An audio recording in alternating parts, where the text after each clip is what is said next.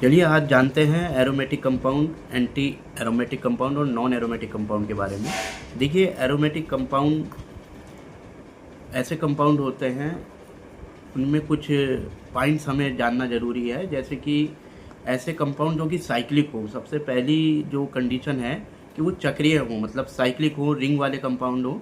जैसे बेंजीन आप सभी जानते हैं, तो बेंजीन एक चक्रीय यौगिक है।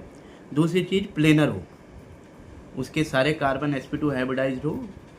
खैर आप वैसे नहीं पहचान पाएंगे प्लेनर कंपाउंड के बारे में, लेकिन प्लेनर में आप ये चीज़ ध्यान रखिए कि सारे कंपाउंड में जितने भी कार्बन हो वो sp2 हाइब्रिडाइज्ड हो। और तीसरी चीज़, उनमें डीलोकलाइजेशन ऑफ इलेक्ट्रॉन्स हो, यानी कि उनमें कंप्लीट रेजोनेंस सिस्टम हो, यानी कि कॉन्जुगेटेड अप्रोच हो। कॉन्जुगेटेड का मतलब जैसे एक सिग्मा बॉन्ड हो, एक पाई बॉन्ड हो, है ना, फिर सिग्मा, फिर पाई बॉन्ड, यानी सिंगल बॉन्ड, डबल बॉन्ड, या फिर सिंगल बॉन्ड डबल बॉन्ड के साथ कोई पॉजिटिव चार्ज आ जाए या निगेटिव चार्ज आ जाए। तो इस तरीके का एक डीलोकलाइज सिस्टम होता है, ये कॉन्जुगेटेड सिस्टम होता है।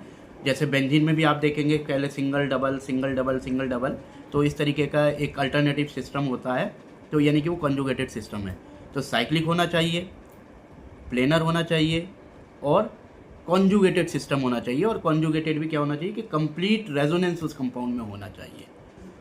और एक और इम्पॉर्टेंट चीज़ कि उस कंपाउंड को हक्कल रूल, ये एक बहुत इंपॉर्टेंट क्राइटेरिया है। हक्कल रूल यानी कि 4n+2 पाई इलेक्ट्रॉन सिस्टम होने चाहिए, यानी कि उस कंपाउंड में 4n+2 पाई इलेक्ट्रॉन होने चाहिए, जहाँ पर n की वैल्यू हम 0, 1, 2, 3 रख कर पाई इलेक्ट्रॉन को कैलकुलेट कर सकते हैं। जैसे कि हमने n की वैल्यू अगर हम 0 रखें तो हमारा 2 पाई इलेक्ट्रॉन सिस्टम बन जाएगा।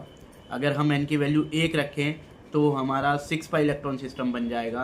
तो इस तरीके से n की वैल्यू 0, 1, 2, 3 कोई भी इंटीगर वैल्यू अगर हम रखेंगे तो जो भी हमारा इलेक्ट्रॉन सिस्टम आएगा, जैसे कि 2 pi electron system, 6 pi electron system, 10 pi electron system, 14 pi electron system, तो ऐसे कंपाउंड जो कि 4n+2 पाई इलेक्ट्रॉन को फॉलो करते हैं, इसे हम हक्कल रूल बोलते हैं, वो सभी एरोमेटिक कंपाउंड होते हैं। जैसे बेंजीन में आप देखिए साइक्लिक है, इसके सारे कार्बन sp2 हाइब्रिडाइज्ड है, तो प्लेनर भी है।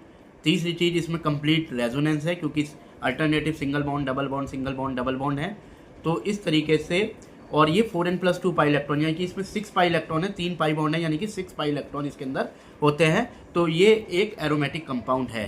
तो इस तरीके की ये 4 कंडीशन अगर हम पहचान लें तो आप बता सकते हैं कि ये कंपाउंड एरोमेटिक होते हैं। और जो कंपाउंड एरोमेटिक होते हैं वो क्वाइट स्टेबल कंपाउंड होते हैं।